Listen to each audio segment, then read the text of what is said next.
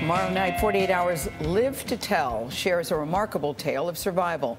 19-year-old woman was attacked at her apartment complex in Southern California. For 18 years, her case remained unsolved until a stunning twist in the case. Correspondent Erin Moriarty shows us how one of the suspects turned out to be a Hollywood actor. Here's a preview of her report.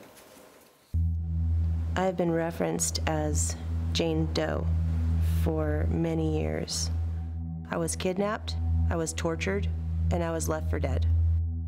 It was December 1990 when Victoria, whose name we've changed for our broadcast, was attacked by two men at her apartment parking lot in Huntington Beach.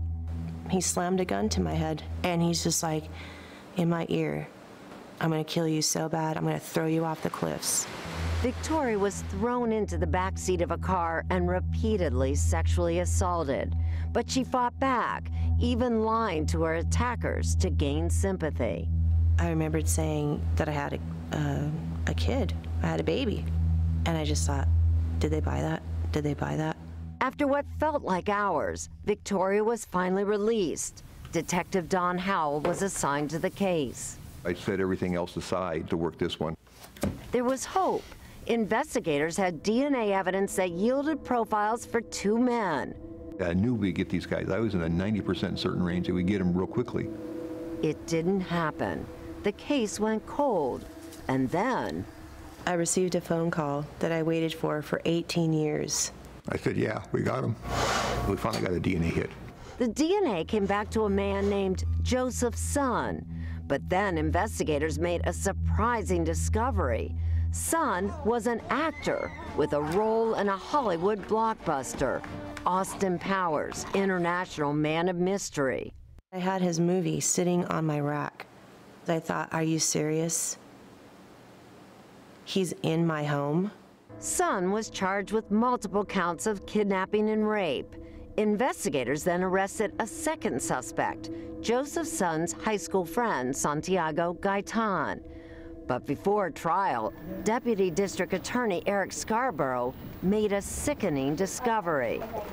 It was like my stomach had hit the floor. The statute of limitations for rape and kidnapping had run out. Now scrambling to save his case, Scarborough found a glimmer of hope. Why don't I charge torture? Because torture carries the possibility of life imprisonment, there is no statute of limitations. There was still going to be an opportunity to bring Victoria justice.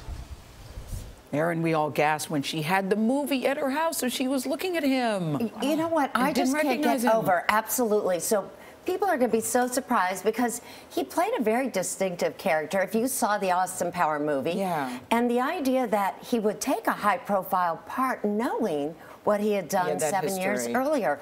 I'm shocked by that.